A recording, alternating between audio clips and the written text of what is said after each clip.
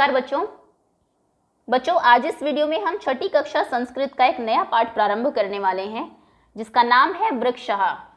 ये आपकी किताब का 5वां पाठ अर्थात पंचम पाठ है और वृक्ष नहीं लिखा है, वृक्षः लिखा है, अर्थात ये बहुवचन है। आप जानते हैं ना, वृक्ष है, वृक्षौ वृक्षः, जैसे राम रामौ रामः चलते हैं वचन, ऐसे ही इसलिए यहाँ पर वृक्षः लिखा हुआ है।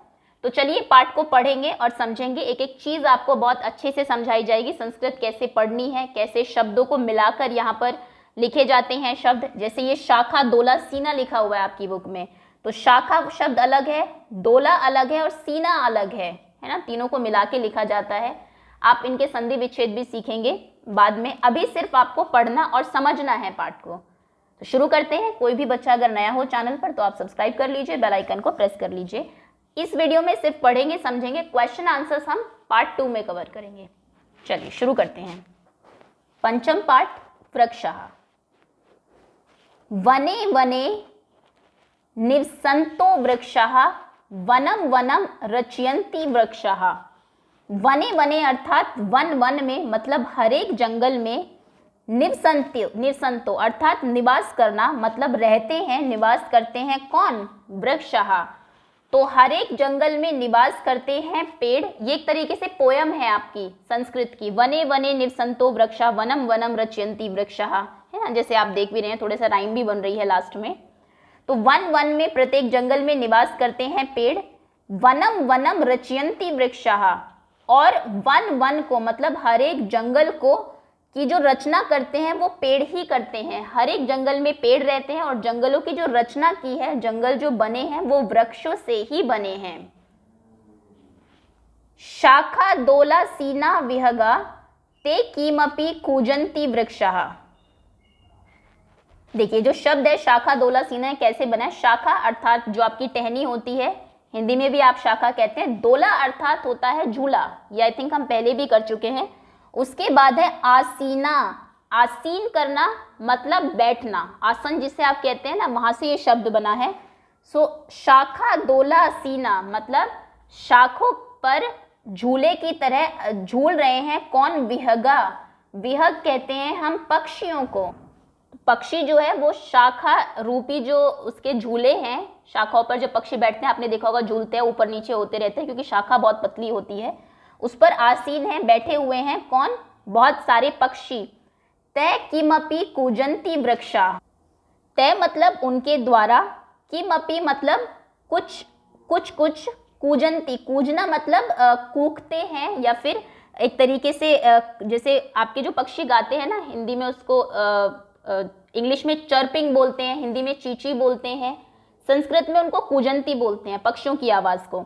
तो उन्हीं के द्वारा ही क्या करते हैं, कुछ कुछ कूजते हैं आपके वृक्ष, मतलब कुछ कुछ गाते हैं, कुछ कुछ बोलते हैं, क्योंकि बहुत सारे पक्षी बैठे हुए हैं। जब पक्षी बोलते हैं तो ऐसा लगता है कि पेड़ ही गा रहे हैं। ओके, तो शाखा दोला सीना विहगा, विहग शाखा दोला पे बैठे हुए हैं, झूला झूल रहे हैं। तय किमपि कूजन्ति वृक्षा, और वहां पर किसी तरीके से वृक्ष भी आपके कूज रहे हैं, गा रहे हैं पक्षियों के साथ ही। पिबन्ति पवनम जलम संततम साधु जना इव सर्वे वृक्षः। पिबन्ति अर्थात पीते हैं, अंति लगा है, तीता अंति, क्योंकि बहुवचन के साथ है। क्या पीते हैं ये? पवनम हवा को, जलम जल को, संततम मतलब संतों की तरह। जैसे संत होते हैं ना, कुछ खाना नहीं खाते पीते, बस पानी पी लेते हैं और हवा खाते हैं, तो ऐसे ही पेड़ भी कुछ इनकी ज़्यादा ज़रूरतें हैं नहीं, ये सिर्फ हवा और पानी ही खाते पीते हैं, साधु जन की तरह ही। माफ करिएगा, संततम मतलब होता है लगातार। तो लगातार ये क्या करते हैं, पानी को और पवन को, हवा को पीते रहते हैं। साधु जना इव सर्वे वृक्षः, और साधु जन की तरह, साधुओं की तरह ही, इव मतलब ये सभी, सर्वे अर्थात सभी वृक्ष हैं। तो जैसे साधु होते हैं आपके, वो भी कुछ खाते पीते नहीं हैं, तो वैसे ही आपके वृक्ष भी है, ये सिर्फ हवा और पानी पीते हैं, लगातार ये पीते रहते हैं। और ये साधु जन की तरह ही तो है वृक्ष भी, हमेशा आपको देते ही है, कुछ कुछ मांगते नहीं हैं। स्पर्शन्ति पादै पातालम च नभे शिरस्सु वहन्ति वृक्षः।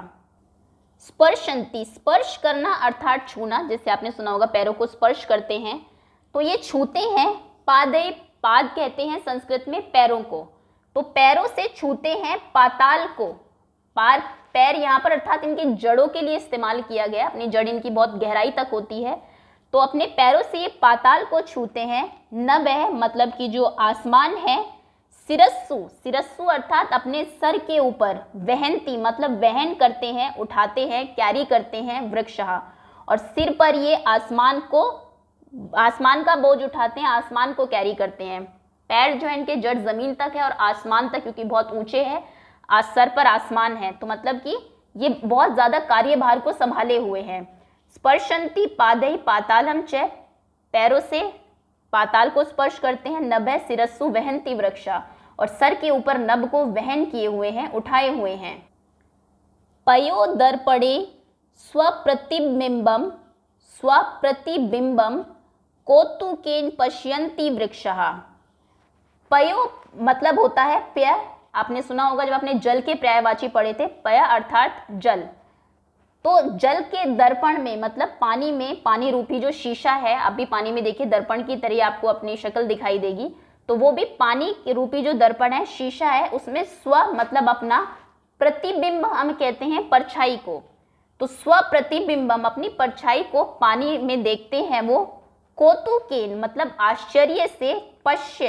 पश्य मतलब देखना। पश्यन्ति वृक्षा देखते हैं।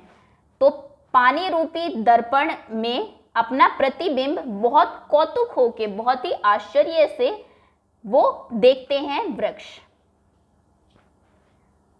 प्रसार्य स्वछाया संस्तरणम कुर्वन्ति सत्कारम वृक्षा।